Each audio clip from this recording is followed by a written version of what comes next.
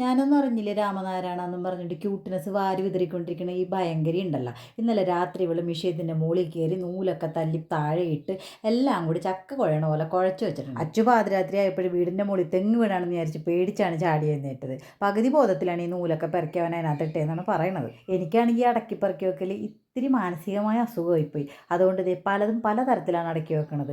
ഇതുവരെ യൂസ് ചെയ്യാത്തത്, പിന്നെ പകുതി യൂസ് ചെയ്തത്, കുറച്ച് നൂലുള്ളത്. അപ്പം നിങ്ങൾ വിചാരിക്കും ഞാനാണ് ആ മാടമ്പിള്ളിയിലെ മനോരോഗിന്ന്. ഞാനല്ലട്ടാ, അത് നമുക്ക് അവസാനം പറയാം. താഴെ വീണ ആഘാതത്തിൽ പ്ലാസ്റ്റിക് കവർ പൊളിക്കാത്ത വരെ നൂലിൻ്റെ കുടൽ വരെ പുറത്ത് വന്നിട്ടുണ്ട്. പിന്നെ അതൊക്കെ കട്ട് ചെയ്തിട്ടുണ്ടല്ലോ നമുക്ക് നല്ല രീതിയിൽ ഇടാൻ വേണ്ടിയിട്ട്.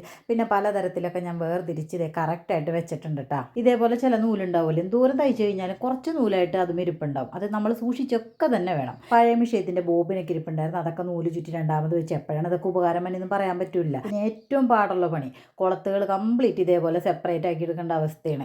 ലൂപ്പും കുളത്തൊക്കെ സെപ്പറേറ്റ് ആയിപ്പോയിട്ട് എല്ലാവരും തെരഞ്ഞു പിടിച്ച് ഇതേ കവറിലേക്ക് രണ്ടാമത് നിറച്ചുകൊണ്ടിരിക്കേണ്ട. പിന്നെ നൂലുകളൊക്കെ ഇതേപോലെ കെട്ട് പിണഞ്ഞ് കിടക്കണമായിരുന്നു, അതും രണ്ടാമത് റെഡിയാക്കി. ഇതൊന്നും ഇങ്ങനെ ആക്കിയപ്പോഴാണ് സമാധാനം. അപ്പം അച്ചു പറഞ്ഞത് പിന്നെയും അവിടെയൊക്കെ കിടപ്പെടുന്ന പറഞ്ഞ് കുറേ വേറെയും കൊണ്ടെത്തന്ന്. പിന്നെ അതും കൂടി ഞാൻ റെഡിയാക്കി വെച്ചിട്ടാ. അവസാനം അത് ഇങ്ങനെ കണ്ടപ്പോഴാണ് എന്തൊരു ആശ്വാസം മനസ്സിന്. തയ്ച്ചില്ലെങ്കിലും വേണ്ടില്ല, എന്നിങ്ങനെ കണ്ടാൽ മതി. എല്ലാം റെഡിയാക്കി വെച്ചപ്പോൾ വന്നാക്കിയാണ് നമ്മുടെ നാഗവല്ലി ഇനിയും തട്ടിയിടാൻ വേണ്ടിയിട്ട്. ഇപ്പോൾ മനസ്സിലായല്ലോ മാടമ്പിള്ളിയിലെ മനോരോഗി ആരാണെന്ന്.